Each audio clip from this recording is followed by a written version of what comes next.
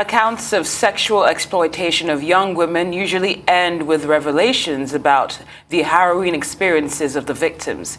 These experiences derive from a personal capacity or the lack of same to deal with the demands of a conservative society such as ours, where the victim is most of the time made to bear the indignities of sexual offenses of this nature. 10 Steps Out of Trauma is the handiwork of author and journalist Meduna Tolulope Priscilla, and in her words, this story is a real-life experience of 4 decades documented in 3 parts, which entails family, life, abuse, and hope. Priscilla joins us now to shed a little more light on this life-changing experience. Welcome to Newsday, and thank you for being here. Thank you so much for having me. Of course. I'll start with the moment that you experienced your epiphany when you decided to share your story. That was very courageous, and I'd like to ask you what influenced that and how that went. Okay, a lot of factors. Thank you so much. A lot of factors actually contributed to me sharing it, and the one that was more profound was that my daughter, I haven't told her what I've experienced, asked me and said, "Mom, you know that Africans do not share their stories, and other people get to share the stories for them. Why don't you write this? A lot of people can benefit from it." It was not easy to do that, because really, 1 out of 4 girls sexually abused under the age of 12. That's a record, and it's a serious thing. The problem is that the after effect of abuse, that's the most dangerous thing. I was on TV a few months ago, and a lady, after she was 65 years old, she called me and said, "Do you know I suffered throughout my life of low self-esteem?" This is somebody that has retired. So she was raped as a child. So the intensity of the after effect is what led me to this. And I did not stop at that. I actually tried to get trained so that I can also help people to have coping skills. Because it's enough to talk about the troubles and what we go through. What about how do people, cope when you're abused? Somebody asked me that, do you heal and become the same again? No. You cannot be the same again. It's either it mares you or it makes you. So I decided to make it, for it to make me, instead of, me going down, sinking. I took it as a life jacket and went further to get trained to be able to help. Interesting background there, Tolu. Now, looking at specifics, what types of trauma are most common in Nigeria, and what is the impact on mental well-being especially? Well, part of the causes of the trauma is abuse. There's physical abuse, there's mental abuse, there's mental abuse especially, because a lot of people I have it here in one of my book, 10 Steps Out of Trauma, mental slavery.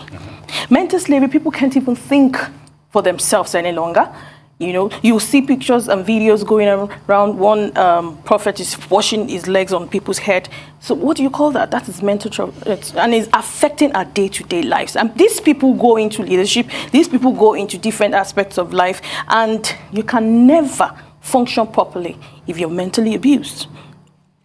Now, when it comes to the issue of mental health, I think it's pretty clear that we have a very long way to go. Yes. Because we actually have a law against suicide, where someone who attempts to commit suicide will be imprisoned, more or less. That's indicative of a very warped perspective. Yes. So coming from this angle and realizing that we have about 300 psychiatrists, I believe, that's 1 psychiatrist for 700,000 to every 700,000 Nigerians.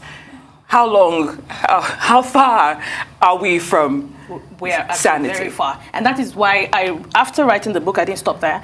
I organized a non-profit organization, which is MESI, Meduna Emotional Support Initiative, because we don't really talk about emotional problems. We go to the mental issues. Of course, it is on the mental issue, but emotional issues, this thing starts from emotional issues, because it is not what actually happened. It is how the pattern at which you address what happened that causes the mental issue, emotional disturbance, and all that. Yes. So what we want to do at Mercy is go to churches, schools, train other counselors, because we need to face these things scientifically. A lot of people, it's different from motivational speaking, because this, there's a gap we need to fill. And maybe when we start to do this, a lot of people who get trained will also fill in the gap for that, what you just mentioned in our health sector that is not really prepared to handle the numbers of people that we have. A lot of people, the percentage is horrific. I'm going to ask you from a wider perspective now. When you talk about emotional stability, I thought I saw something like that on your right up. So how does that resonate with scenarios involving poverty, insecurity, and other socioeconomic vices, challenges, which are rife in Nigeria currently? How do people cope with all of this? Well, first of all, I called something getting rid of musts. Always, you must, you can't be desperate. You can't be desperate because there's really not much you can do, right? So if you're desperate, then... When you say there's not much one can do, there's a state of helplessness then? There is a state of helplessness in Nigeria. Let's be realistic. And it's not everybody that would, get the help they need. But let us have at least a high percentage of people to get the help they need. That is why we are starting Mercy. And I'm actually using this method. It's called cognitive behavioral therapy. So that whatever you're going through, the hopelessness can reduce. I'm tired of hearing that people, commit suicide and all that. We need to fill the gap. And with that, we'll still have survivors by God's grace. It's not going to, let's not be helpless and hopeless completely. Because when there is hope, there's life. All right. Now, therapy is something that is obviously very impactful when it comes to dealing with trauma. Yeah. But the question is affordability. And a lot of people, we already know the state of the country at the moment. How can that be overcome? So please, that is why I'm here today. I'm going to give out my email or whatever. So anybody that is interested in joining this force, please let us come together and get trained. We're using the CBT, the cognitive behavioral therapy. It's not a quick fix, but it's the best way. It's the best way to heal, because you're open-minded, you're disciplined, and willing to take a look at the issues that are building the negative beliefs. Because when you have negative beliefs, those are the things that causes your negative thoughts. Those are the things that goes into hopelessness. Those are the things that can go into suicide. So I'm using this medium to ask people to please join me at MESI, Meduna Emotional Support Initiative. That Meduna is a name from Kogi State, Yagba West. And the meaning actually literally is I don't struggle for my way. So it's like it's symbolic. I use that to immortalize my parents. Both of them are gone. So it's a big deal for me, and I'm using this medium to cry out to people that please join us. Let us get trained together. I have a whole lot here, but I know you don't have the time. You don't have the time. So, but if you want coaches, self-help, workplaces, therapies, because there's a way that our thoughts and feelings are connected. So the connection between thinking and feeling, initial feelings come from our innate pattern response to our environment. These feelings trigger certain negative automatic thoughts. So when somebody comes to you in the church and says, I'm feeling bad, you say, you will feel better. That's not enough. Exactly. We need to go scientifically to heal these people. So my email, can I give her my email? Okay, you type it out. We'll type it out so that people can, come and then let's get trained together. Well, just before you go again,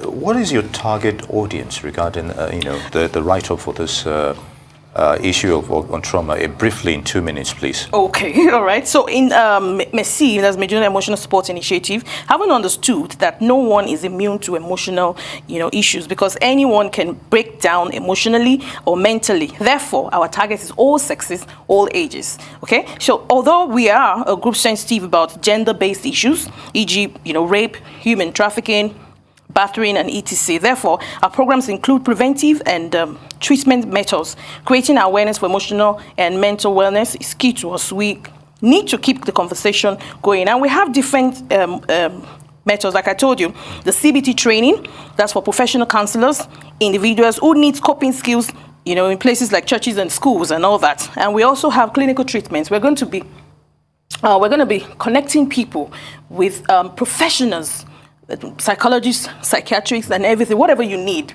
you know, to get help. And most importantly, I am promoting the culture of group therapy, support group. There are trauma groups. The different kind of things. Emotional intelligence workshop. You know, these are the things, because when you're emotional intelligence simply means that you are able to identify your feelings and knowing if these behavior you want to exhibit maybe is correct for that situation at that particular time. So not many people, and it also helps with empathy. You can see things happening these days. People don't even have empathy anymore.